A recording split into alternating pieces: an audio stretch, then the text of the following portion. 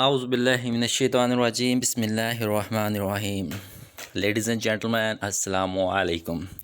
Once again, welcome back to my YouTube channel Study Station.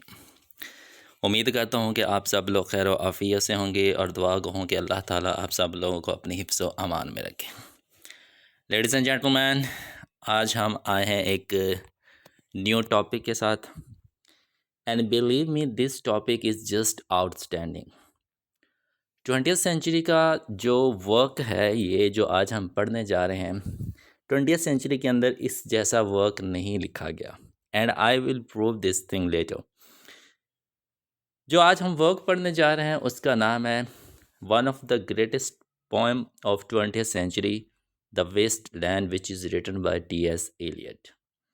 Ji, T S. Eliot की ये एक grand poem लिखी हुई है मॉडर्न पोइट्री की 20वीं सदी की, जिसका नाम है द वेस्ट लैंड। आज इसके बारे में हम देखेंगे कि इसके अंदर किस तरह की चीज़ें मौजूद हैं।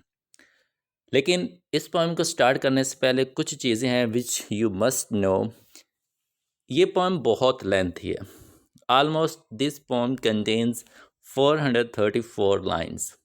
तो हम उन तमाम लाइन्स को डिस्कस नहीं कर सकते क्योंकि उसके पार्ट्स बनाने पड़ेंगे, वीडियो बहुत ज़्यादा लेंथी हो जाएगी।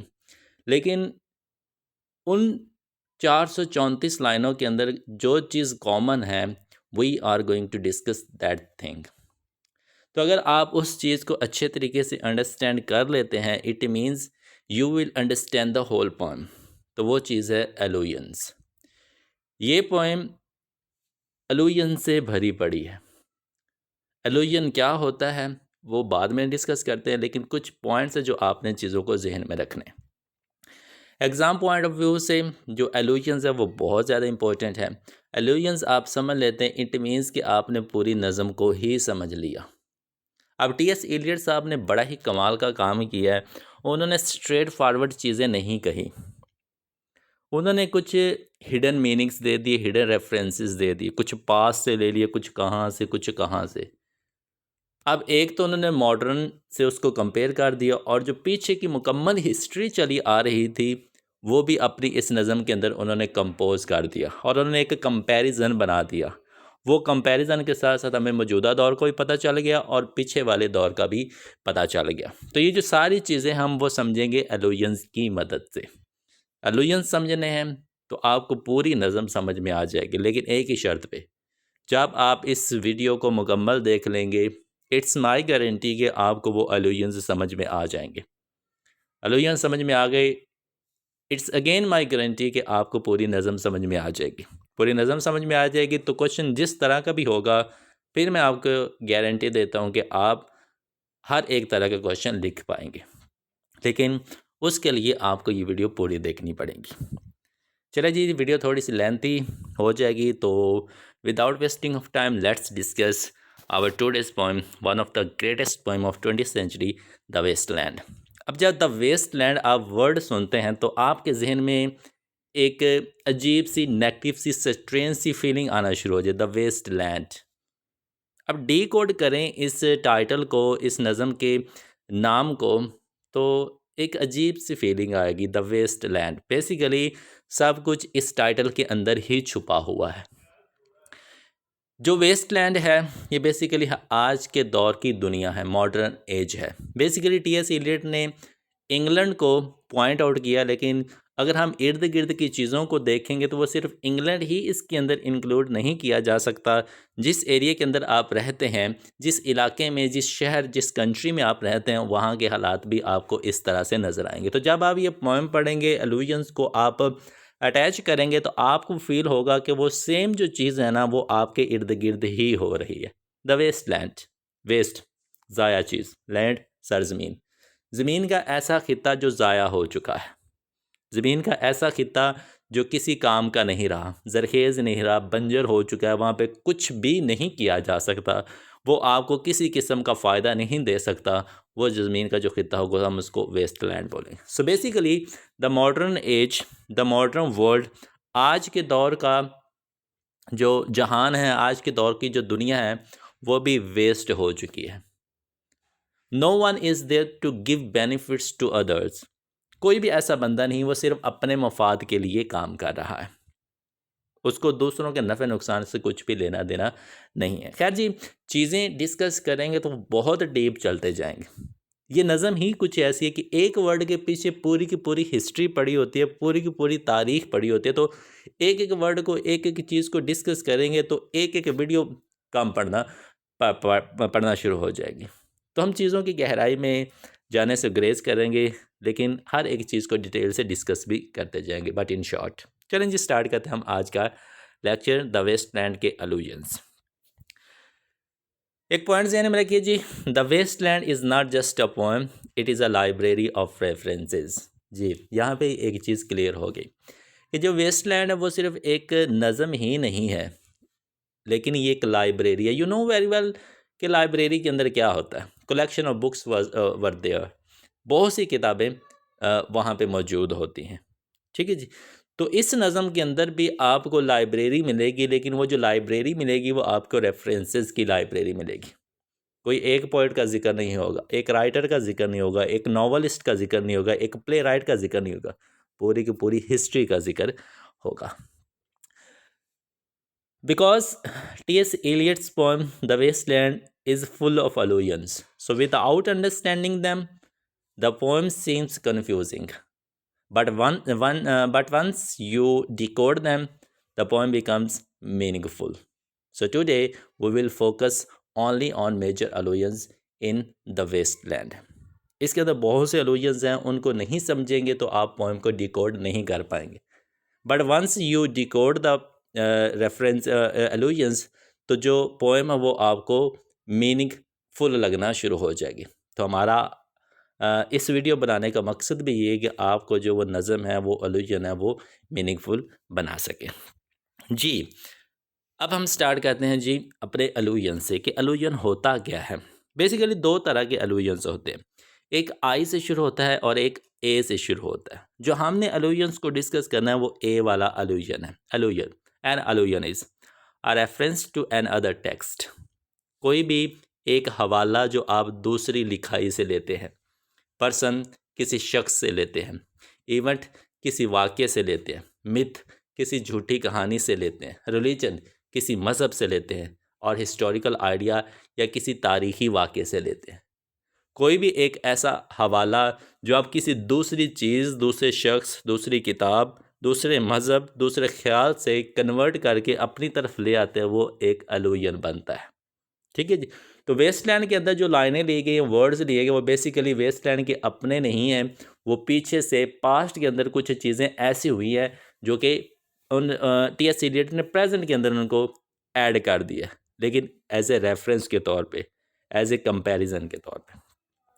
एलियट यूजेस अलूजन टू शो, अब ये अलूजन यूज़ करने का मकसद क्या, ताकि वो दिखा सके कल्चरल डिके, कि सकाफ़त की तबाही किस तरह से हो रही है, एक मुआशरे की तबाही किस तरह से हो रही है, एक सोसाइटी की तबाही किस तरह से हो रही है। वो उन अलूजन्स की मदद से ये चीज़ दिखाना चाहता था। कॉन्सेप्ट पास्ट एंड प्रेजेंट, वो एक कंपैरिजन बनाना चाहता था पास्ट का प्रेजेंट के साथ।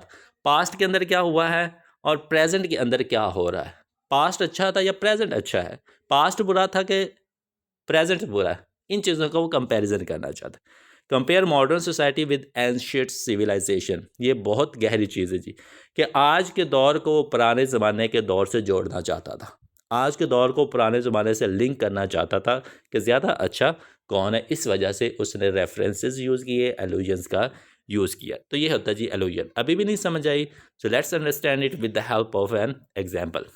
फॉर एग्जाम्पल जी, जॉफ्री चॉसर ने अपनी एक बहुत गहरी नज़म कैंटरबरी टेल्स के अंदर एक लाइन लिखी है, अप्रैल ब्रिंग्स न्यू लाइफ, कि जो अप्रैल का महीना है, मौसम बहार का महीना होता है, तो दरख्तों को एक नई ज़िंदगी मिलती है। इस लाइन का ये मतलब है, अप्रैल ब्रिंग्स न्यू लाइफ। ठीक है जी, मौसम बहार का महीना होता है। ये जॉफ्री चौसर साहब ने लाइन अपनी नज़म के अंदर कही। अब इसी लाइन को टी.एस. एलियट ने पकड़ा और अपनी नज़म द वेस्टलैंड के अंदर ऐड किया, लेकिन थोड़ा सा चेंज करके। किस तरह, अप्रैल इज़ द क्रूएलेस्ट मंथ। ठीक है जी, टोटली तौर पे उसका मीनिंग चेंज कर दिया, टोटली तौर पे उसका रुख बदल दिया। जॉफ्री चौसर कहता है कि अप्रैल एक ज़िंदगी देता है, एक नया महीना देते हैं, एक बहार है। लेकिन टी.एस. इलियट क्या कहते हैं, अप्रैल इज़ द क्रूएलेस्ट मंथ, कि जो अप्रैल है ये सबसे ज़ालिम तरीन महीना है। इट मीन्स के पास्ट के अंदर एक महीने की अहमियत कुछ और थी, मौजूदा दौर के अंदर एक महीने की जो अहमियत है वो कुछ और हो चुकी है। पीछे पॉजिटिविटी थी, आज के दौर में नेगेटिविटी आ चुकी है। ठीक है जी। तो इस तरह से वो मॉडर्न वर्ल्ड को हमारे सामने प्रेजेंट करेगा। अब चले जी थोड़ा सा डिस्कस कर लेते हैं इस ग्रैंड पोएम के, इस शानदार पोएम के पोइट को, टी.एस. इलियट को। टी.एस. इलियट का फुल नाम है जी, टी से थॉमस, एस से स्टर्न, ई से Eliot, Thomas Stearns Eliot. He was born in 1888 in USA and died on 1965 in United Kingdom. 1888 में इसकी जो पैदाइश होती है वो अमेरिका के अंदर होती है, और 1965 में after the age of 77 years इसकी जो मौत होती है वो इंग्लैंड बरतानिया के अंदर होती है। By profession he was a poet, शायर था, एसेइस्ट, ऐसे लिखा करता था, प्ले राइट, प्लेस भी लिखा करता था, and a well organised critic. इसको एज ए क्रिटिक भी हमने डिस्कस किया। भाई 4 तरह के इसके शोबे थे, 4 तरह से इसने खुद को दुनिया के सामने रिप्रेजेंट किया। He is known as a leading figure in English modern poetry. जी बिल्कुल, ये हकीकत भी है और ये होना भी चाहिए। मॉडर्न पोइट्री के अंदर इसको लीडिंग फिगर समझा जाता है, एंड इट्स माय ओपिनियन के इस नज़म की वजह से समझा जाता है। और भी बहुत से वर्क्स हो सकता है, लेकिन this poem is just outstanding, mind blowing you can say. He wrote greatest poem of 20th century. जी आगे ना वही बात कि 20वीं सदी की सबसे खूबसूरत, सबसे अजीम, सबसे कमाल की इसने नज़म लिखी, which is known as the waste land. ठीक है जी। जी अब बात कर लेते हैं हम अपनी इस पोएम की, the waste land. The waste land जो आपको टाइटल नज़र आ रहा है, इट इज़ नॉट ओरिजिनल, ये इसका फर्स्ट टाइटल नहीं है। द वेस्ट लैंड का जो फर्स्ट टाइटल था वो आपको नीचे स्काई ब्लू कलर में नज़र आ रहा है। ही do the police in different voices, it was the first title. ये फर्स्ट टाइटल था, लेकिन जिस तरह की बातें, जिस तरह के रेफरेंसेस, एलुजन्स यूज़ किए गए थे, ये टाइटल टोटली तौर पे उसके अगेंस्ट था, उसके कॉन्ट्राडिक्ट नज़र आ रहा था। इस वजह से टी.एस. इलियट ने उस टाइटल को चेंज किया और उस टाइटल का जो दूसरा नाम रखा वो द वेस्ट लैंड रखा, जो कि उन लाइंस के ऊपर मुकम्मल तौर पे फिट आ रहा था, सोसाइटी के ऊपर फिट आ रहा था। इट वॉज पब्लिश्ड इन 1922, 1922 के अंदर इसको पब्लिश किया गया था। अब 1922 से पहले 2 वाक़यात हुए थे। Number 1 is the greatest world war 1, जंग अजीम अव्वल हुई थी। इसके कुछ असरात ऐसे थे जो कि टी.एस. इलियट की ज़िंदगी के ऊपर आए, जिसकी वजह से ये नज़म लिखने पे वो मजबूर हो गया। कहा जाता है, ये भी एक रेफरेंस लिया जाता है। दूसरा रेफरेंस इसका ये जी कि he fell in love with a woman, तो उसकी तरफ से इसको रिजेक्शन मिली। रिजेक्शन मिलने की वजह से जो उस रिजेक्शन के असरात थे वो भी इसकी ज़िंदगी पर आए, जिसकी वजह से उसने ये नज़म लिखी। तो ये थोड़े से ना छोटे से 2 बैकग्राउंड है जो इस नज़म के पीछे हमें देखने को मिलते हैं। अब अगर हम इस वेस्टलैंड की बात करें, so as I have told you earlier, there are 434 lines, 434 लाइनें हैं जी इस नज़म के अंदर। अब इन 434 लाइनों को एक साथ ही नहीं लिखा गया, बट इनको डिवाइड किया गया, और जो इनको डिवाइड किया गया वो 5 हिस्सों के अंदर डिवाइड किया गया। These are the names of those 5 parts. इन 5 पार्ट्स के अंदर उनको डिवाइड किया गया। कुछ लाइनें फर्स्ट पार्ट के अंदर, कुछ सेकंड के अंदर, कुछ थर्ड के अंदर, कुछ फोर्थ के अंदर और कुछ फिफ्थ के अंदर। वो कौन कौन सी हैं वो हम देखते हैं। बेसिकली इन 5 सेक्शंस को, इन 5 पार्ट्स को ही हमने डिस्कस करना है और इसके अंदर के ही एलुजन्स को डिस्कस करना है। So the very first section is the burial of dead. अब टाइटल देखते जाइएगा, सेक्शंस के नेम देखते जाइएगा, बड़े ही कमाल के, उन सेक्शंस की बेस पे ही आप चीज़ों को डिकोड कर सकते हैं। The burial of dead, a game of chess, the fire sermon, death by water, what the thunder said. ये जो 5 सेक्शंस जो कि इस नज़म का हिस्सा है, और इन 5 सेक्शंस के अंदर 434 लाइनें मौजूद हैं। तो ये था जी कुछ बैकग्राउंड, कुछ चीज़ें, पॉइंट्स जो आपको याद रखना ज़रूरी है। अब स्टार्ट होती है जी हमारी असल वीडियो, जिसके अंदर हमने एलुजन्स को डिस्कस करना है। Here we go. The wasteland, section number 1, the burial of dead, burial of dead, burial दफना देना, जनाजा जो होता है, डेड मुर्दा को दफना देना। Just like the modern people, they are the dead ones. हम जो लोग हैं ना, मौजूदा दौर के जो इंसान हैं, हम मुर्दा हैं। मुर्दा किस लिहाज से? हम सांस तो ले रहे हैं, हमारा जिस्म तो ज़िंदा है, लेकिन हमारे अंदर चीज़ों को लेके एहसास मौजूद नहीं है, हमारे अंदर इमोशंस फीलिंग्स मौजूद नहीं है, जो हमें सामने वाले लोगों के लिए नज़र नहीं आती। दूसरों को कत्ल करना, बच्चों के साथ जुल्म करना, दूसरों का हक खाना, ये सारी जो चीज़ें हमारे लिए मामूली समझी जाती। इट मीन्स कि मॉरली वी आर डेड। तो हमें क्या करना है? सिर्फ दफनाना है आपने। It is known as the burial of dead. There are 76 lines in this section. Burial of dead की बात करें, फर्स्ट सेक्शन है, तो इस सेक्शन के अंदर आपको 76 लाइन्स, 76 लाइनें मिलती हैं, वो 434 लाइनों में से। डेथ, अब burial of dead, death, death, death क्या है जी? इसको देख लें। Rebirth and human fertility. Human fertility क्या होता है? जो चाइल्ड की रिप्रोडक्शन होती है उसको ह्यूमन फर्टिलिटी कहते हैं। अब ये जो रिप्रोडक्शन है वो सिर्फ बच्चे की ही नहीं, इमोशंस की भी रिप्रोडक्शन है। ठीक है जी।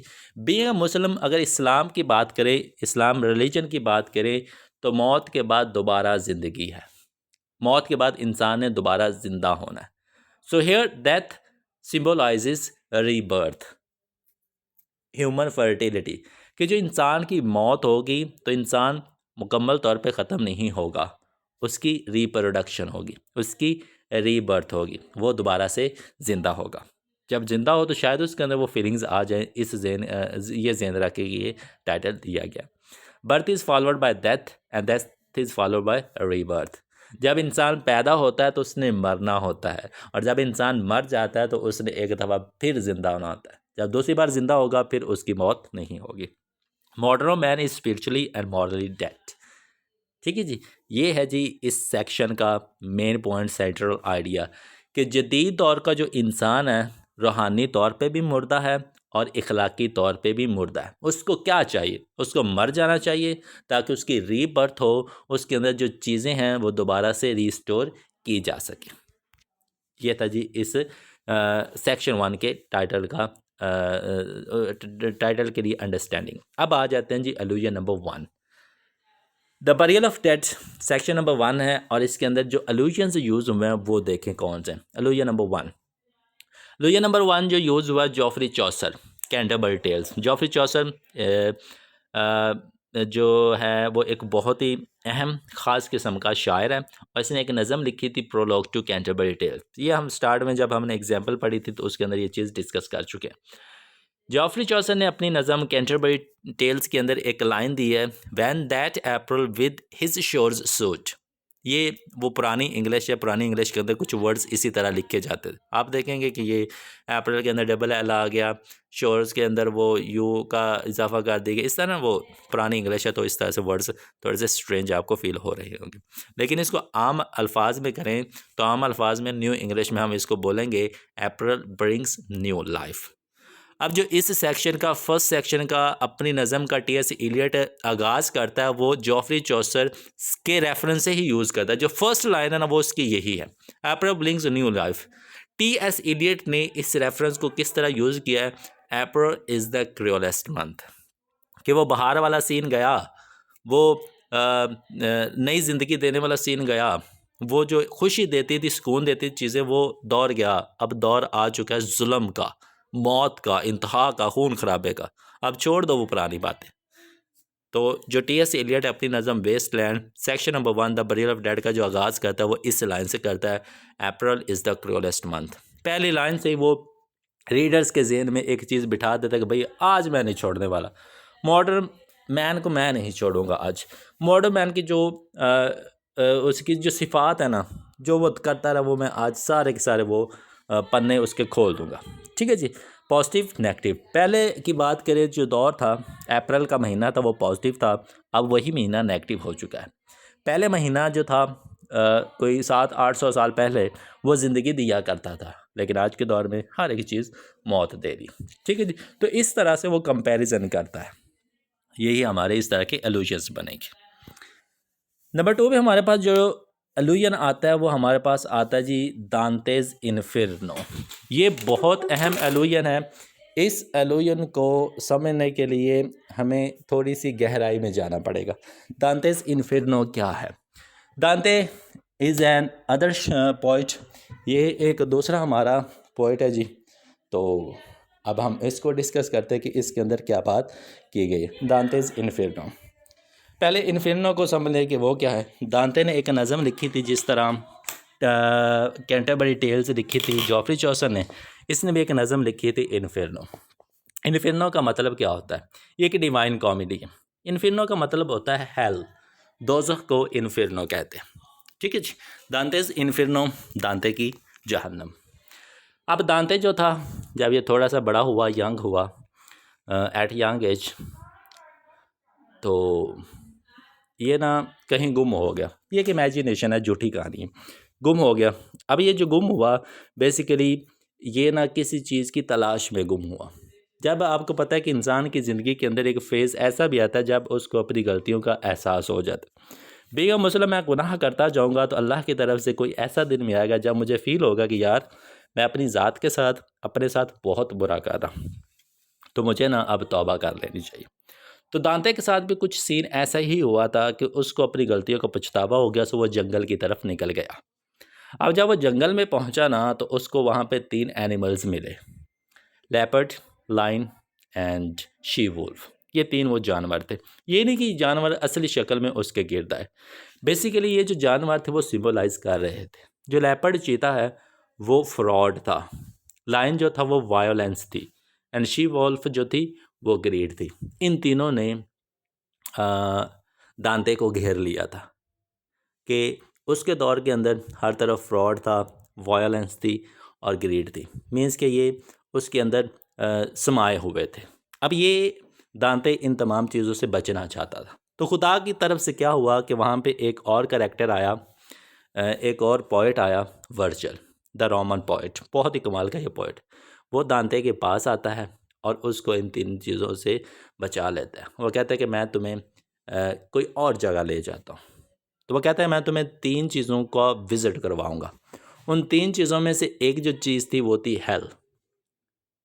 और भी चीज़ें थी, लेकिन हमने जो डिस्कस करना है वो सिर्फ एक ही करना है, हेल को। विजिटेड 3 प्लेसेस, इन्होंने 3 जगहों का विज़िट किया और 3 जगहों में विज़िट करने के बाद एक जो जगह थी वो हेल भी थी। अब जो दोज़ख है, जो दांतेस के इन्फिर्नो में बताई गई है, उस दोज़ख के 9 सर्कल्स हैं। उस दोज़ख के 9 तह बनी हुई हैं और हर एक तह दूसरी से ज़्यादा ख़तरनाक। मीन्स के जो सबसे ऊपर वाली तह है ना, उसके अंदर छोटे मोटे गुनाह करने वाले, दूसरी तह में उससे ज़्यादा गुनाह करने वाले, तीसरी तह में उससे ज़्यादा, 1 से लेकर 9 तक। आखिरी तह के अंदर जो लोग जहन्नम में सड़ रहे हैं ना, उन्होंने ज़िंदगी के अंदर सबसे बुरे काम किए हुए थे। इस तरह वो जहन्नम के 9 खाने बने हुए हैं, 9 तहें बने हुए हैं, जिनके अंदर मुख्तलिफ़ किस्म के लोग जल रहे हैं। अब जब वो इस जगह वो विज़िट करने जाते हैं तो इसके दरवाजे पे एक लाइन लिखी होती है। वो लाइन क्या लिखी होती है? Abandon all hopes who enter here. उस इन्फिर्नो के ऊपर, जहन्नम के ऊपर एक लाइन लिखी होती है। वो लाइन क्या लिखी होती है? अबैंडन ऑल होप्स, हर तरह की उम्मीद छोड़ दो। हु एंटर्स हियर, जो यहाँ पे दाखिल होगा। वो बंदा जो जहन्नम के अंदर दाखिल होगा, वो अपने आप से, अपने जहन से किसी भी किस्म की उम्मीद ना लेके आए कि भाई हमें बचा लिया जाएगा, हम बच जाएंगे, हमें ये मिलेगा या हम इस तरह से महफूज रहेंगे। मैं कहता है कि किसी तरह की उम्मीद आपने नहीं लेके आनी।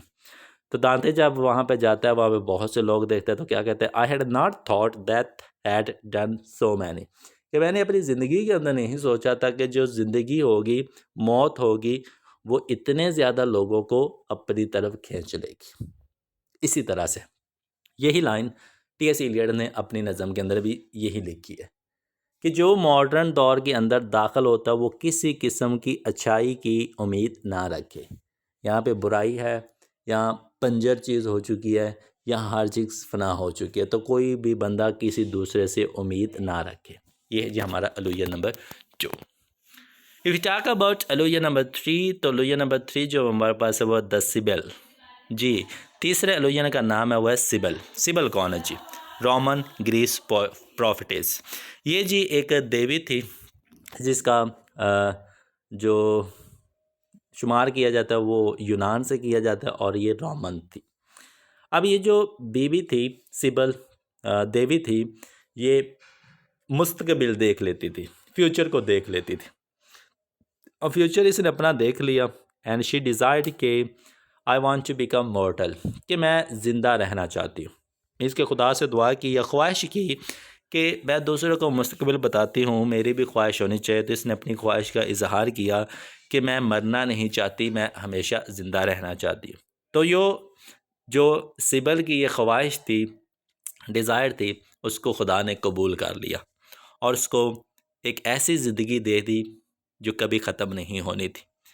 लेकिन शर्त रखी गई, ज़िंदा रहोगी लेकिन इस तरह से जवान नहीं रहोगी। तुम्हारा जिस्म बूढ़ा होता रहेगा, तुम्हारा जिस्म मुरझाता रहेगा, लेकिन तुम मरोगे नहीं। Stay alive but with weak body. ठीक है जी। तो उस चीज़ का क्या फ़ायदा, अगर आपने ज़िंदा ही रहना है तो जवानी की उम्र में रहो ना, बुढ़ापे में फिर ज़िंदगी का क्या क्या मज़ा। तो वो जो सिबल थी उसने डिज़ायर की, उसकी डिज़ायर कबूल कर ली गई और वो ज़िंदा रही। लेकिन ज़िंदा रहने के साथ साथ उसका जो बॉडी थी, जिस्म था, वो वीक पड़ना शुरू हो गया। तो फिर क्या कहा गया, द सिबल ऑफ कुमाय। कुमाय एक जगह का नाम है, वहाँ की Sibal. A heap of broken images. Heap कहते हैं ढेर को, जिस तरह गंद का ढेर नहीं लगा होता। Of broken images, broken images कहते हैं जी टूटी फूटी तस्वीरें।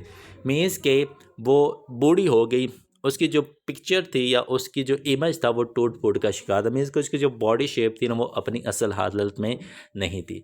तो वो भी वक्त था जब वो दूसरे लोगों को मुस्तकबिल बताया करती थी। लेकिन अब देखो वो क्या है, एक ढेर बन चुका है। क्या बन चुका है, एक ढेर बन चुका है। ब्रोकन इमेजेस, ऐसी इमेजेस जिसका कोई असल शेप मौजूद नहीं है। तो आज के दौर की बात की आज के दौर के इंसान की बात करें तो आज के दौर का इंसान भी एक हीप बन चुका है, एक ढेर बन चुका है और ब्रोकन इमेजेस का ही वो ढेर बना हुआ है। असल शक्ल आज के दौर के इंसान की मौजूद ही नहीं है। कोई दूसरे बंदे को देख के अंदाज़ा नहीं लगा सकता कि इस बंदे की नेचर किस तरह की है, ये अच्छा है बुरा है, फ़ायदा देगा नुकसान देगा, धोखा देगा मोहब्बत करेगा नफ़रत करेगा। कोई बंदा किसी चीज़ का अंदाज़ा नहीं लगा सकता, because they are the heap of broken images. ठीक है जी। तो इस तरह से टी.एस. एलियट ने बड़ी खूबसूरत अंदाज से इस एलुजन को अपनी इस नज़म का हिस्सा बनाया। Allusion number 4, madam Sosostris. ये भी बहुत मशहूर इस first section the burial of dead का एलुजन। मैडम सोसोस्ट्रेस ये कौन जी, यूरोप वाइजेस्ट फॉर्चून टेलर। ये भी किस्मत का हाल बताया करती थी, यूरोप की थी और ये फॉर्चून टेलर थी, किस्मत बताया करती थी लोगों की। और ये जो किस्मत का फैसला करती थी थ्रू टैरेट कार्ड्स। जिस तरह ये ताश के पत्ते नहीं होते, इसके पास भी कुछ टैरेट कार्ड्स थे। उन कार्ड्स के ऊपर ना पिक्चर्स बनी होती थी। उन पिक्चर्स की मदद से ये ना चीज़ों का मुस्तकबिल को अज्यूम किया करती थी। लेकिन नेगेटिव पॉइंट ये था कि उनके ऊपर जो पिक्चर्स बनी हुई थी और उनकी जो प्रेडिक्शन करती थी वो सिर्फ नेगेटिविटी की करती थी। कोई भी अच्छी खबर उसने नहीं देनी होती थी। तो जो भी बंदा उसके पास किस्मत का हाल जानने के लिए आता, मुस्तकबिल जानने के लिए आता, वो कार्ड्स दिखाती। कार्ड्स के ऊपर जो पिक्चर बनी होती तो वो सामने वाले को डरा देती, तुम्हारी मौत होगी, तुम्हारे साथ ज़्यादती होगी, जुल्म होगा, इस तरह के। मीन्स कि जितनी भी नेगेटिविटी चीज़ें ना वो मैडम सोसोस्ट्रेस वही बताया करती थी। अब इसके बाद जो टैरेट कार्ड्स था देवर 78 इन नंबर, 78 के करीब उसके पास वो कार्ड। तो जो नरेटर होता है, you can say T S. Eliot कह लिए जाता है जी उसके पास, या कोई भी नरेटर आप कह लें। तो अपनी किस्मत का हाल जानने के लिए वो एक कार्ड पकड़ता है। वो जो कार्ड निकलता है वो होता है फोनिशियन सेलर का। अब मैडम सोसोस्ट्रेस वो कार्ड पकड़ती है और उसके ऊपर एक फोनिशियन सेलर, एक सेलर है जो समंदर के अंदर कश्ती चलाया करता है, वो डूब रहा है। तो उसकी पिक्चर बनी हुई है। तो उसकी पिक्चर बनी हुई तो क्या कहती है, I have a bad cold. Bad cold means कि एक बुरी खबर है। I am known to be the wisest fortune teller in Europe. मेरे पास एक बुरी खबर है कि जो मैं हूँ वो यूरोप की एक अक्लमंद खातून हूँ जो कि किस्मत का हाल बताती। Here is the card of. अब मेरे पास जो कार्ड है वो कौन सा है, ड्राउंड फोनिशियन सेलर। ड्राउंड डूबता हुआ, Phoenician are known to be the best, the expert sailors in the world. ये जो फोनिशियंस है ना, ये समंदर के अंदर कश्ती चलाने के माहिर हुआ करते थे, बादशाह हुआ करते यू कैन से। वो बंदा जो किसी चीज़ में माहिर होता है वो उसमें कभी भी गलती नहीं करता जो माहिर होगा। फिनिशियन सेलर्स जो थे वो कश्ती चलाने के माहिर हुआ करते थे, लेकिन वर्ड साथ लगा हुआ है ड्राउन, जो माहिर है वो क्या हो गया, डूब गया। He knew about the card still went to her. अब यहाँ पे अलूजन क्या है, ये लाइन इसी तरह से दी हुई है। अलूजन क्या है कि जो नरेटर था उसको पता भी था कि इसके पास 78 कार्ड्स हैं और उसके अंदर अच्छी खबर मुझे नहीं मिलेगी। पॉइंट को ध्यान से सुनिएगा। उसको पता था इसके पास कार्ड्स हैं, मैं इसके पास जाऊंगा, कार्ड निकालूंगा, लेकिन मुझे अच्छी खबर नहीं मिलेगी। सब कुछ पहले से पता था। बिसाइड दिस, वो उसके पास गया, कार्ड निकाला और अपनी मुस्तकबिल का हाल जाना। आज के लोग क्या करते हैं, तमाम चीज़ों का पता होने के बावजूद भी हम गुमराही की तरफ जा रहे हैं। तमाम चीज़ों का इल्म होने के बावजूद भी हम गुनाह की तरफ जा रहे हैं। तमाम चीज़ों का इल्म होने के बावजूद भी हम बुराई की तरफ जा रहे हैं। फॉर एग्ज़ाम्पल जी, बीइंग अ मुस्लिम, मैं अगर मुसलमान हूँ, मुझे पता है कि मौत आनी है, मुझे पता है कि मुझसे नमाज का हुक्म नमाज का बारे में सवाल किया जाएगा, मुझे पता है दोज़ख और जन्नत है, ये सारी चीज़ें मुझे पता है, बयान की ये पहले से। लेकिन तमाम चीज़ों के बावजूद भी मैं अगर नमाज नहीं पढ़ूँगा, दूसरे के साथ जुल्म ना इंसाफ़ी करूँगा, तो इट मीन्स कि मैं अपनी ज़ात के साथ भी जुल्म कर रहा हूँ। ठीक है जी। उस बंदे को पता था कार्ड्स इस तरह के, लेकिन उसके बावजूद भी वो उसके पास गया। तो सब कुछ जानने के बावजूद भी अगर आप गुनाह करेंगे तो आप गुनहगार होंगे। और यही मॉडर्न एज के, मॉडर्न दौर के जो इंसान है उनकी हालत है कि सब कुछ जानने के बावजूद भी वो बुराई की तरफ ही जाएंगे। Burial of dead, last allusion of first section, पाँचवें सेक्शन, फर्स्ट सेक्शन का जो पाँचवा एलुजन है ये लास्ट एलुजन है, and it is known as the Philomel. इस एलुजन का नाम है फिलोमिल।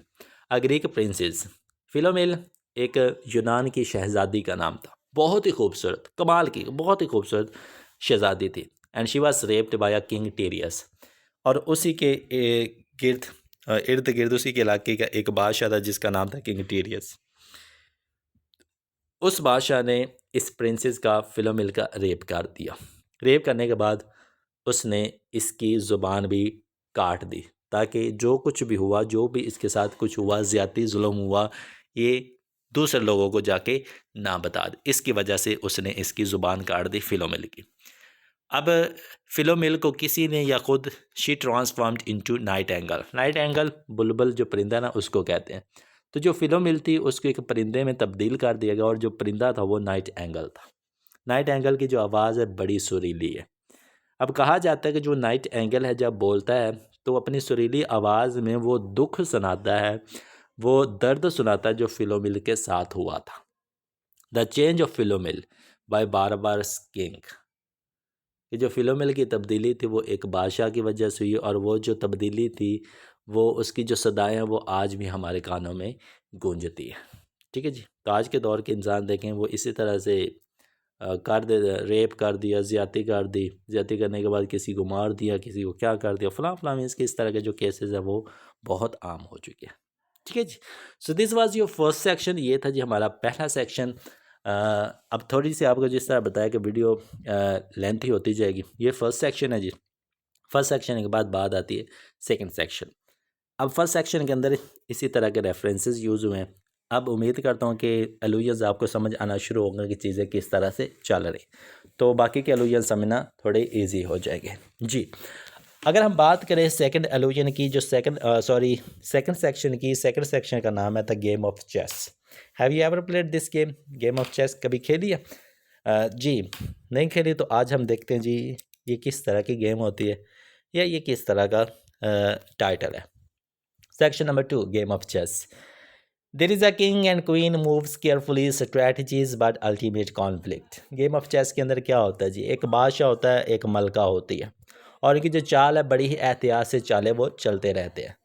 मनसूबाबंदी से चालें चली जाती हैं, बड़ी ही समझ बूझ के साथ चालें चली जाती है, लेकिन अल्टीमेट क्या होता है, एक तजाद होता है, एक जंग होती है। बादशाह के दरमियान कह लें, मलका के दरमियान कह लें, किसी भी रिश्ते के दरमियान जो होता है वो कॉन्फ्लिक्ट होता है। Modern relationships are competition, manipulation and no love. अगर आप आज के दौर के रिश्तों की तरफ देखेंगे तो आज के रिश्तों में कंपटीशन है जी एक, ये आप चीज़ अच्छे तरीके से जानते हैं। मैनिपुलेशन जी, एक दूसरे को धोखा दिया जा रहा है, और क्या है, देयर इज़ नो लव। असल जो कैफियत है वो उनके दरमियान मौजूद ही नहीं होती, जैसा किंग और क्वीन के दरमियान नहीं होती। There two parts in this section. Game of chess के अंदर आपको दो सेक्शन मिलेंगे। एक सेक्शन मिलेगा रिच वुमेन और दूसरा सेक्शन मिलेगा आपको poor women, rich women. Rich women की बात करें तो उसका कमरा देखें, घर देखें, रिच है जी, फैशनेबल है, फैंसी, डेकोरेटेड, हर एक तरह से वो बड़ा ही खूबसूरत कमरा है। Lady sitting in that room and waiting. वो जो खूबसूरत सा कमरा है, हर तरफ डेकोरेशन है, एंटीक पीस वहाँ पे पड़े हुए हैं, बहुत ही खूबसूरत बेड, हर एक चीज़ वहाँ पे मौजूद है।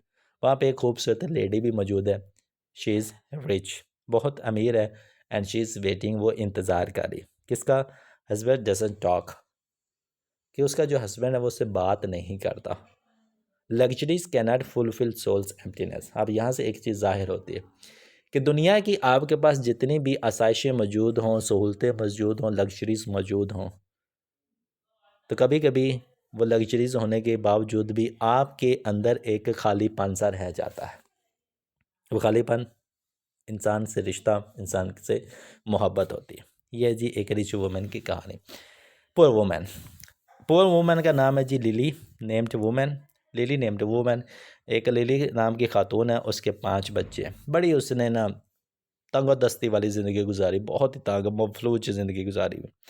हस्बैंड इज़ कमिंग, उसको बताया जाता है ये तुम्हारा हस्बैंड आ रहा है, तो उसको खुश करने के लिए तुम खुद को ना थोड़ा सा संवार लो, थोड़ा सा खुद को ना बना लो। Have to make him happy otherwise to other womens. उसको खुश करने के लिए तैयार हो जाओ, अगर तुम खुश नहीं करोगी तो वो किसी दूसरी ख़वातीन की तरफ जाएगा। लेकिन ये बेचारी गरीब होती है, गंदी सी होती है, तो ये उसको खुश नहीं कर पाती कि भाई इसको अपने दूसरे बहुत से काम होते हैं जिसकी वजह से इसके हस्बैंड खुश नहीं होता, वो दूसरी औरतों की तरफ मुंह मारता है। अब चाहे अमीर हो चाहे गरीब हो, उन तमाम की जो ज़िंदगी है वो इनकम्प्लीट ही होती है। चाहे आपके पास ज़िंदगी की हर खुशी मौजूद है, हर लग्जरी मौजूद है, चाहे मौजूद नहीं है, आप कहीं ना कहीं किसी फेज़ के अंदर आप इनकम्प्लीट रहते हैं। तो ये था जी हमारा सेक्शन। अब इस सेक्शन के एलूजन्स की बात करते हैं कि किस तरह से एलूजन चलते हैं। Allusion number 1, Antony and Cleopatra. जी ये शेक्सपियर का एक प्ले है जी, प्ले का नाम है Antony and Cleopatra. Cleopatra was the queen of Egypt, the chair she sat in like a burnished throne. ठीक है जी। अब थोड़ा सा एलूजन समझ लें, फिर हम इस लाइन को समझते हैं। ये लाइन टी.एस. इलियट की नज़म के अंदर भी कोट की गई है। एंटनी जो था ये प्ले का हीरो है जी, और इसको दो चीज़ों से कंपेयर किया जाता है या दो कैरेक्टर से कंपेयर किया जाता है। एक जो इसको कंपेयर किया जाता है वो किया जाता है हेराक्लस, HERUCLES। इस बंदे से इसको कंपेयर किया जाता है। अब ये जो है ना हेराक्लस, ये ग्रीक मिथोलॉजी के अंदर एक पावर का सिंबल है। मीन्स के जो हेराक्लस नेम है इसको एज ए पावर के तौर पे लिया जाता है। जो कैरेक्टर्स हैं दूसरे इस प्ले के अंदर, वो एंटनी को हेराक्लस समझते हैं। मीन्स कि ये बहुत बहादुर है, ये बहुत मजबूत है, ये एक जंगजू है। लेकिन कुछ ही वक्त गुजरता है तो जो कहा जाता है कि एंटनी के अंदर से हेराक्लस ख़त्म हो चुके। इट मीन्स कि उसके अंदर की जो ताकत है, उसके अंदर की जो मजबूत बीनी है वो ख़त्म हो चुकी है। एक ये चीज़ समझिए। दूसरी चीज़ ये कि एंटनी को दूसरा कंपेयर किया जाता है वो मार्स से कंपेयर किया जाता है, MARS, मार्स। मार्स की बात करें तो ग्रीक मिथोलॉजी के अंदर Mars is known as the god of war, जंग का खुदा इसको कहा जाता है। मीन्स कि जो एंटनी था वो भी जंगजू था, जंग बहुत अच्छी लड़ा करता था। अब इन दो क्वालिटीज़ को लें तो जो एंटनी था वो बहुत ही मजबूत था, बहुत ही ताकतवर था, एक जंगजू टाइप का था।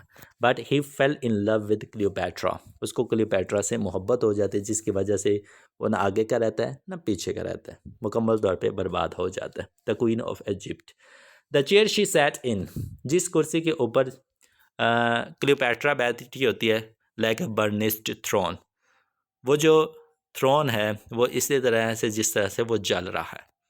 अब थ्रोन देखिए, तख्त, बादशाहत, मलका, उसका जो तख्त है वो इस तरह के जिस तरह जल रहा है। मीन्स के क्वीन के पास हर एक आसाइश मौजूद है, लेकिन उसके बावजूद भी उसके अंदर हर एक चीज़ जल रही है। मौजूदा दौर के अंदर भी देखें, हर एक इंसान के पास तरह तरह की सहूलतें मौजूद हैं, लेकिन फिर भी उनके अंदर एक एम्प्टीनेस पाई जाती है। लो ये नंबर 2, ओफिलिया। जी ये हमारा लोहिया नंबर 2 है ओफिलिया।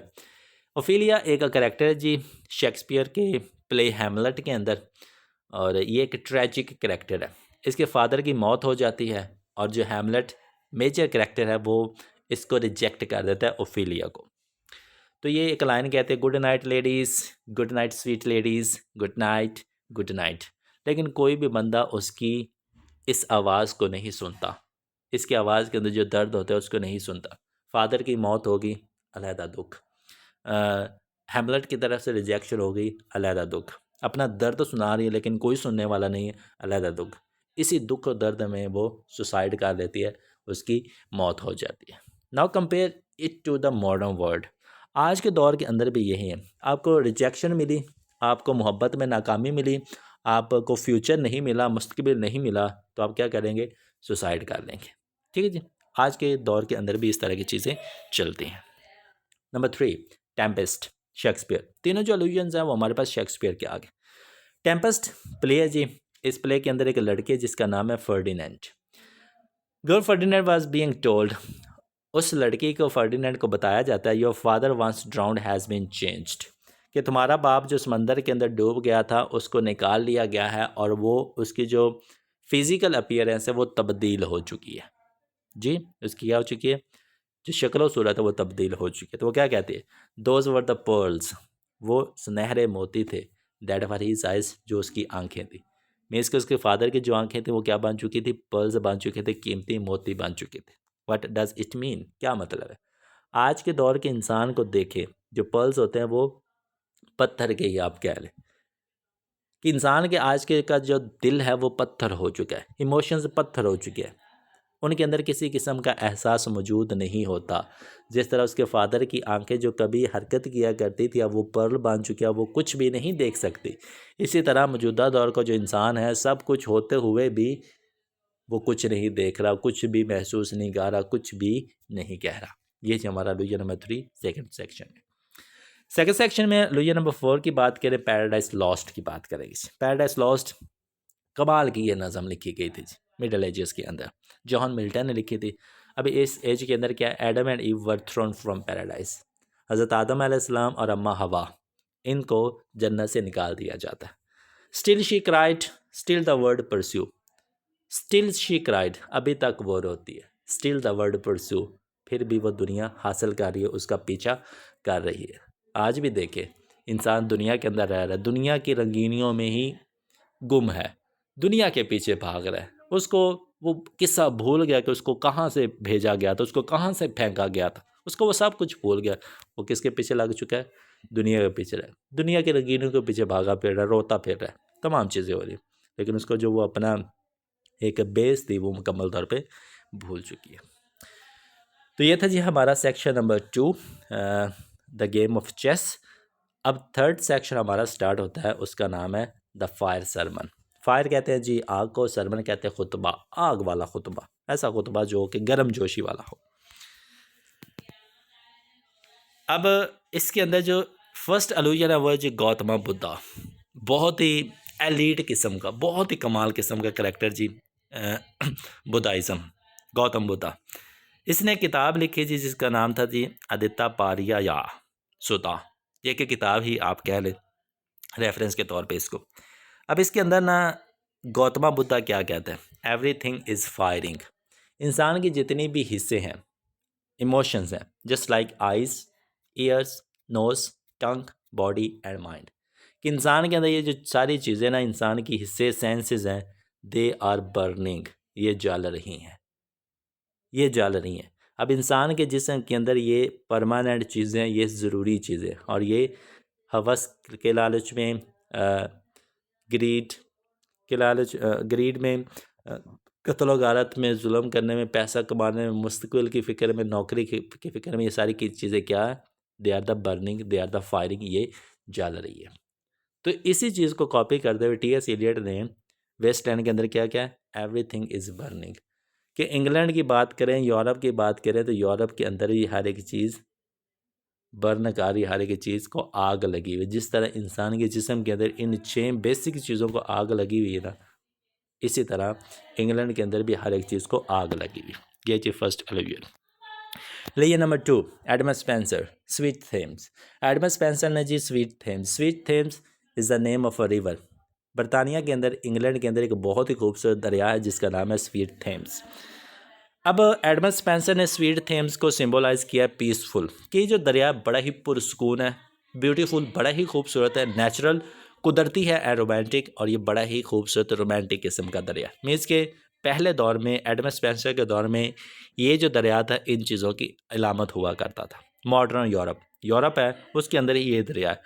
तो जो टी.एस. इलियट है वो क्या कहता है, sweet Thames run softly till I and my song, कि जब तक ये मैं नज़म मुकम्मल करूँगा तब तक जो स्वीट थेम्स है वो बड़े ही आराम से चल रहा होगा, लेकिन मेरी नज़म मुकम्मल होने के बाद, मेरी नज़म को पढ़ने के बाद, वो जो दरिया एक परसकून हुआ करता था, खूबसूरत हुआ करता था, कुदरती हुआ करता था, उसके अंदर से लोग बुराइयां निकालना शुरू कर देंगे, उसके अंदर से लोगों को खामियां नज़र आना शुरू हो जाएगी। वो कभी जो पीस का सिंबल हुआ करता था अब वो डर्ट का सिंबल होगा। इस तरह से उसने उस दरिया के बारे में कहा है। किस तरह से कहा, देखिए, क्वीन एलिजाबेथ एलाइसेस्टर, ठीक है जी, ये जी हमारा लुइया नंबर 3। क्वीन एलिजाबेथ का एक असिस्टेंट था जी जिसका नाम था रॉबर्ट ड्यूडले, क्वींस एडवाइज़र रॉबर्ट ड्यूडले। इसको दूसरे अल्फाज में आप लाइसेस्टर भी कह सकते हैं। अब क्वीन एलिजाबेथ और ये जो इसका बंदा था एडवाइज़र, इसके बारे में रूमर्स फैले कि इनका आपस में रिलेशन है। इनका जो रिलेशन है, ये रिवर थेम्स के ऊपर निकल जाते हैं, वो वहाँ पे रोइंग करते हैं, बोटिंग करते हैं, और आपस में गपशप वगैरह करते हैं। Elizabeth and sister boating ores and stern was formed, ठीक है जी। जो एलिजाबेथ है और उसका एडवाइज़र है, ऑर्स का मतलब होता है वो कश्ती के जो चप्पू आप नहीं चलाते, बीटिंग ऑर्स, चप्पू चलाते हैं, and stern was formed, stern कहते हैं चेहरे का सख्त हो जाना। जब किसी इंसान का गुस्से से चेहरा सख्त हो जाता है ना, उसको स्टर्न कहते हैं, ठीक है जी। तो वो जो लाइसेस्टर था और एलिजाबेथ जब कश्ती चलाते तो जो पीछे का समंदर था ना वो सख्त हो जाता था, गुस्सा आ जाता था। River Thames is dirty now. अब वही बात आ गई कि जो टी.एस. इलियट ने कहा जी कि जिस दौर में एलिजाबेथ और उसका एडवाइज़र रिवर थेम्स के अंदर सफ़र करते था वो पीसफुल था, खूबसूरत था, लेकिन लोगों ने बातें कर करके उनकी अफवाहें फैला फैला के उस दरिया को डर्टी कर दिया, उस दरिया को गंद बना दिया। आज के दौर की बात देखें, कोई भी जा रहा होगा, एक फ़ीमेल और मेल, दूसरे लोग उसको गलत निगाहों से देखेंगे। अब उनकी चाहे फ्रेंडशिप का कोई रिलेशन हो, बहन भाइयों का कोई रिलेशन हो, कुछ भी रिलेशन हो, लेकिन बातें करने वाले लोग तरह तरह की बातें करना शुरू कर देते। ये जी लुइया नंबर 3।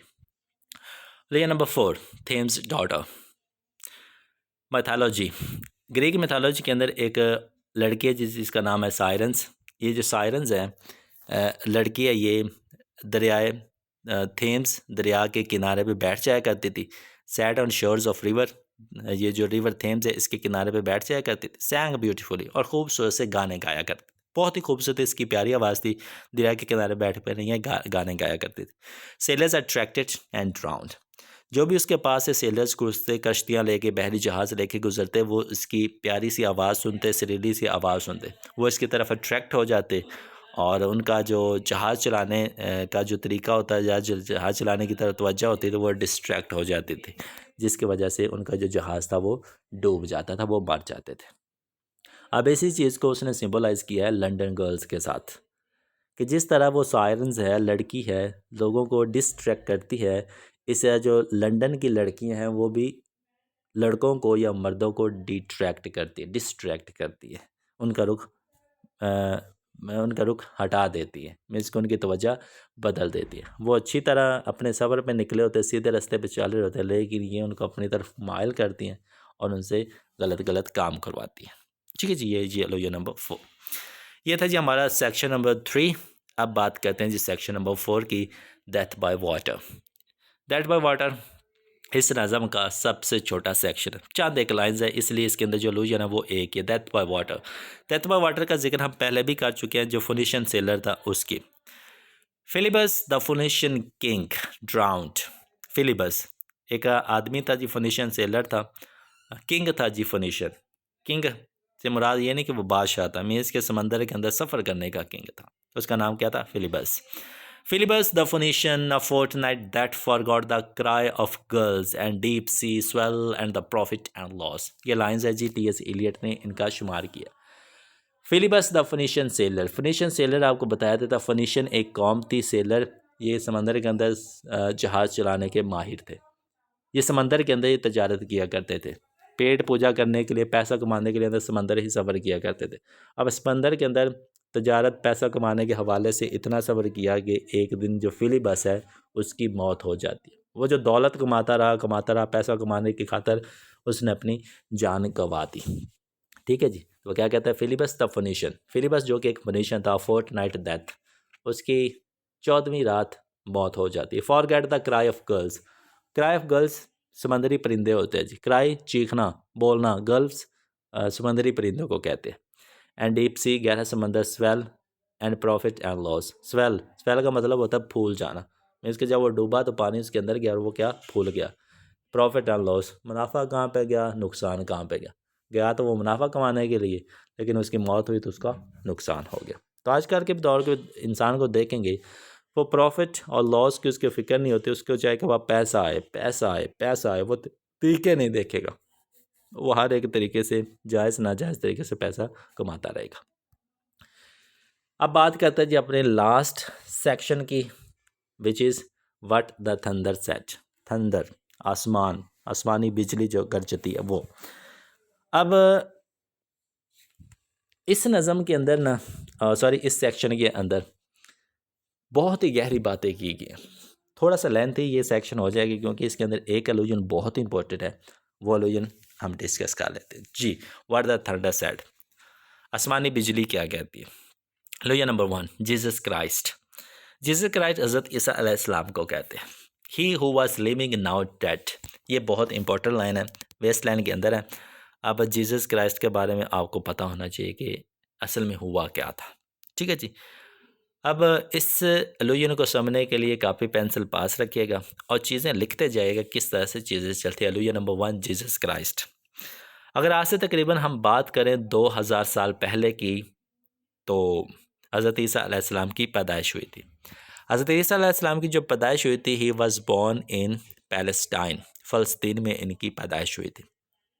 जब हज़रत ईसा अलैहिस्सलाम की 2000 साल पहले पैदाइश हुई थी फ़लस्तीन के अंदर, उस वक़्त फ़लस्तीन के ऊपर जो हुकूमत थी वो रोमन अम्पायर की थी, रोमन्स की हुकूमत थी। रोमन के 2 हिस्से बने हुए थे, ये नहीं कि वो अलग-अलग थे, उन्होंने पार्टीशन की हुई थी। कुछ लोग रोमन गवर्नमेंट को चलाया करते थे और कुछ लोग ज्यूइश रिलीजन लीडर थे।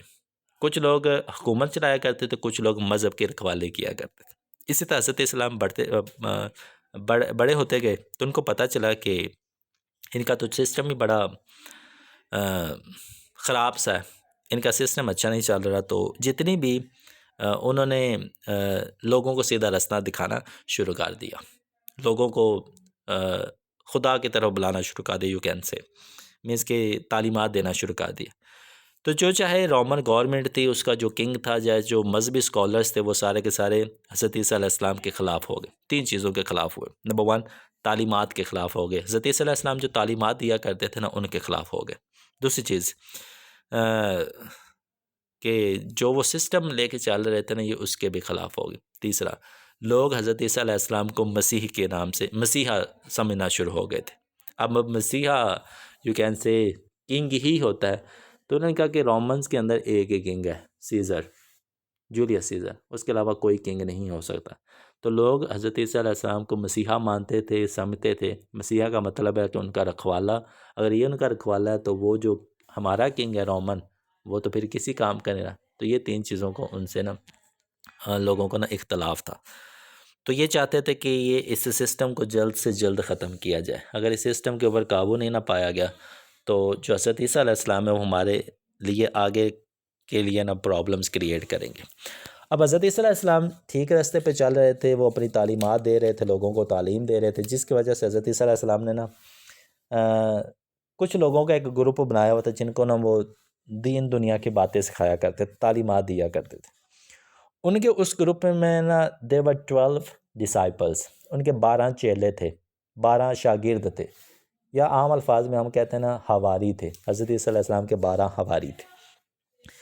अब उन 12 हवारियों में एक हवारी, एक डिसाइपल, एक शागिर्द था जिसका नाम था जुदा इस्कैरियट। जुदा, JUDA, जुदा इस्कैरियट, ISCARIOT, इस्कैरियट। अब जो लोग थे, रोमन्स अम्पायर हज़रत ईसा अलैहिस्सलाम को मारना चाहते थे, लेकिन उनके पास कोई रीज़न नहीं मिल रही थी। तो उन्होंने इस डिसाइपल को, इस चेले को कुछ सोने की अशरफियाँ दी कि हमें बताओ कि ईसा अलैहिस्सलाम कहाँ छुपे हुए हैं, क्योंकि हज़रत इस्लाम को पता चल गया कि ये मुझे मार देंगे, तो वो छुप गए। तो ये जो हवारी था, डिसाइपल जुदा, ये लालच में आ गया, सोने की अशरफियाँ देकर इसका ईमान फिर गया। तो उसने कहा ठीक है जी, मैं आपको ले चलूँगा जिस जगह पे वो है, तो जिसका मैं हाथ चूमूँगा ना, वो ईसा अलैहिस्सलाम ही होगा, क्योंकि अंधेरा था, उनको पता नहीं चल रहा था। तो ठीक है जी, उस जगह पे पहुँचे जहाँ पे हज़रत ईसा अलैहिस्सलाम मौजूद थे। ये गया जुदा और इसने हज़रत ईसा अलैहिस्सलाम का हाथ चूमा, उनके हाथ पे किस की। उस किस को कहा जाता है किस ऑफ बेट्रेयल, ठीक है जी, धोखे की किस। ठीक है जी।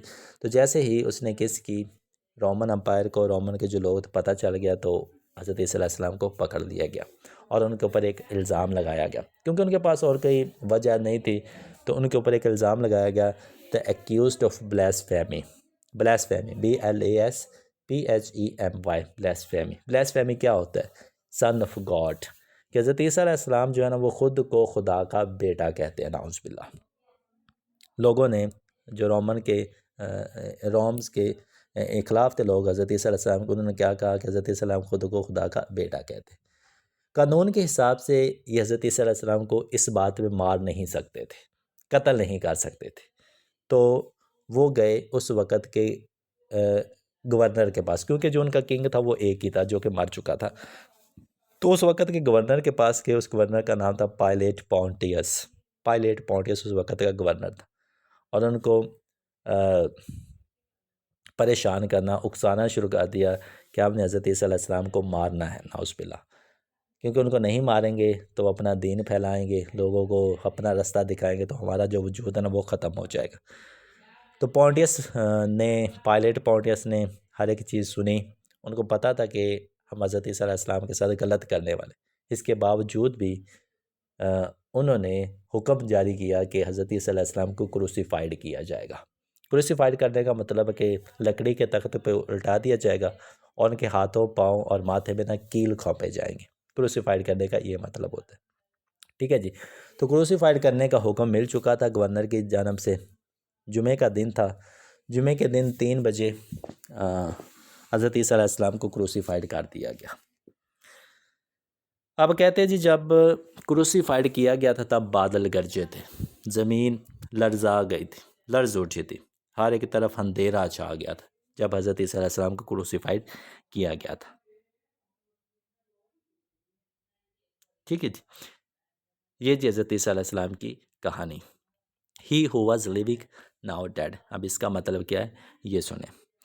हज़रत ईसा अलैहिस्सलाम को जब जुमे के दिन क्रूसीफाइड किया गया था, तो बीइंग अ मुस्लिम, इस्लाम के अंदर ये बात आती है कि जब हज़रत ईसा अलैहिस्सलाम को पकड़ा गया था, वो बेसिकली हज़रत ईसा अलैहिस्सलाम को नहीं पकड़ा गया था। हज़रत ईसा अलैहिस्सलाम की शक्ल का कोई और बंदा पकड़ा गया था।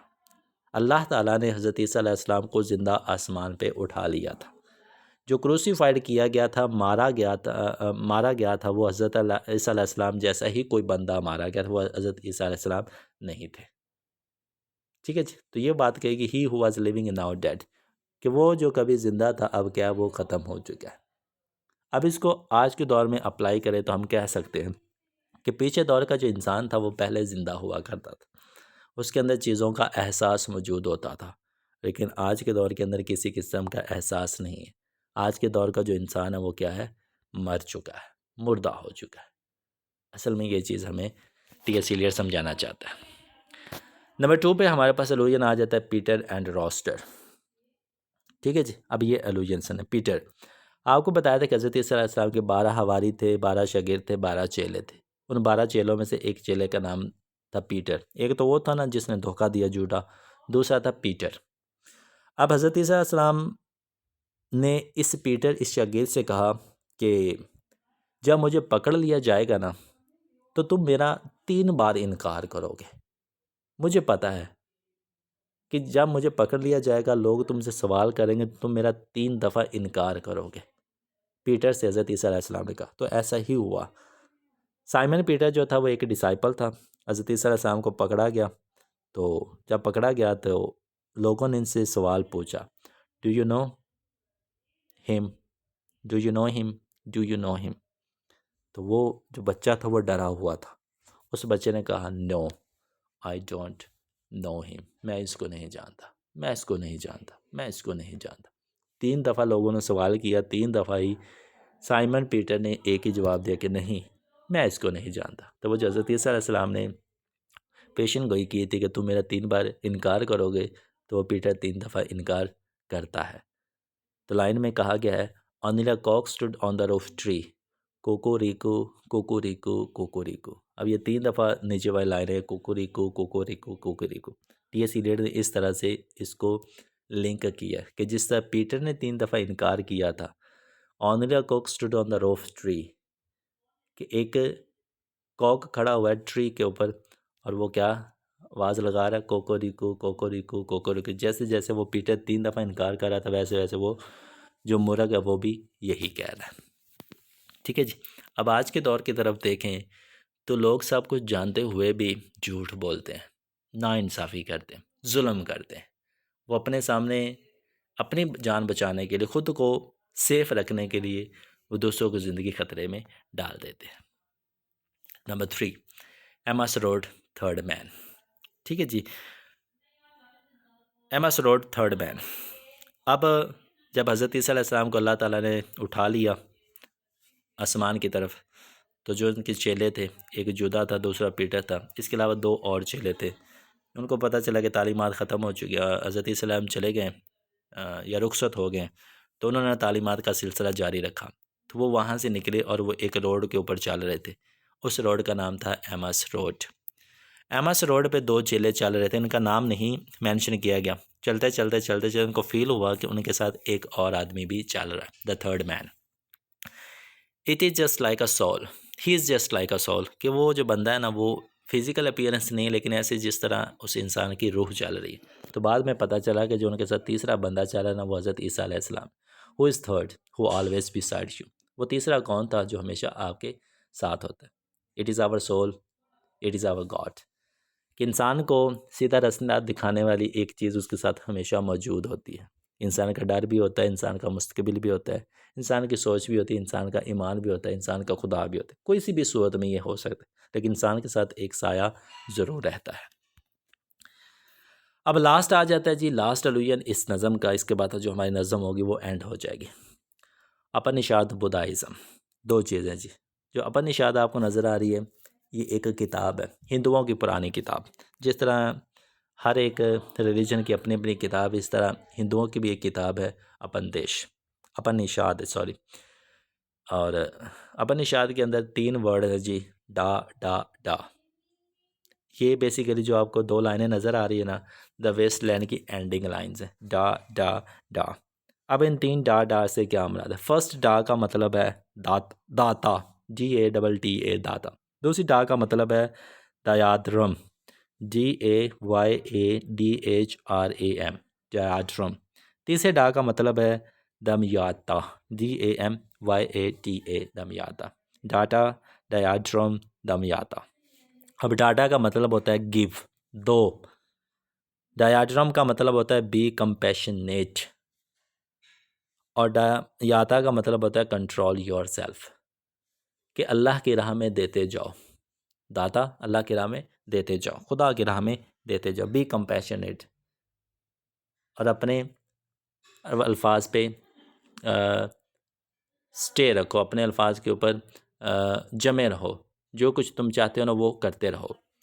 कंट्रोल योर सेल्फ, और ख़ुद के ऊपर भी काबू रखो। ख़ुद के ऊपर काबू रखने का मतलब है कि अपने जज्बात के ऊपर काबू रखो। ये बेसिकली ये इस नज़म का सेंट्रल आइडिया, एक थीम है कि वो एक मॉरल लेसन जो हमें दिखाना चाहता है कि खुदा की राह में देते रहा करो, खुदा की राह में ज़कात देते रहा करो, मदद करते रहा करो लोगों की।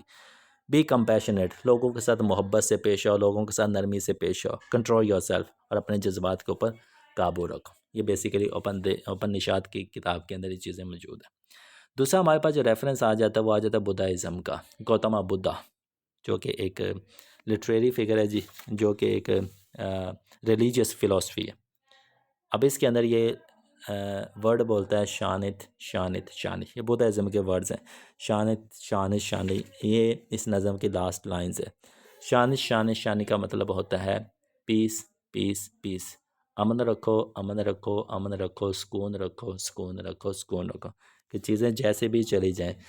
अब टी.एस. एलियट कहता है मैंने जो कुछ भी ऊपर बोल दिया इसके बावजूद भी सुकून रखना है, पुरसुकून रहना है, कुछ भी नहीं होता, चीज़ें वर्स हैं तो उनका भी हल निकल ही आएगा।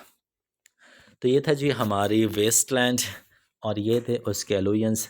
जो वीडियो वो काफ़ी लेंथी होगी, लेकिन ये जो अलूजन्स थे वो समझना बहुत ज़रूरी थे।